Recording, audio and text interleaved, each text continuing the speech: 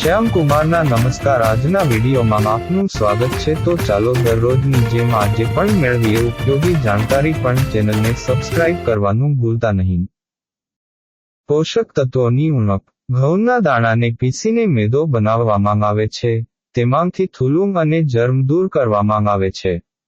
આ પ્રક્રિયા મેદાને સફેદ અને નરમ બનાવે છે, પરંતુ તેના પોષક તત્વો પણ ઘટાડે છે.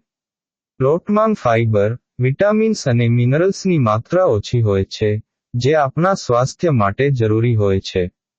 પાચન સંબંધિત સમસ્યાઓ. મેદામાં ફાઇબરની કમી હોવાને કારણે તેને પચાવવામાં મુશ્કેલી થઈ શકે છે.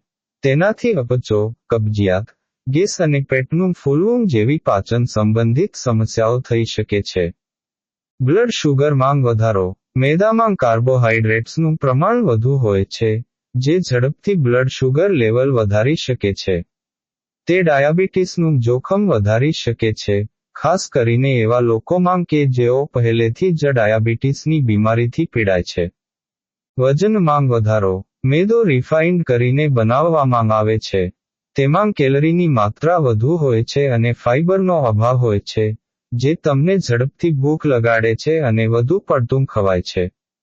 તેનાથી વજન અને સ્થૂળતાનું જોખમ વધે છે. હૃદય રોગનું જોખમ. મેદામાં ચરબી અને કોલેસ્ટ્રોલનું પ્રમાણ વધુ હોય છે, જે હૃદય રોગનું જોખમ વધારી શકે છે.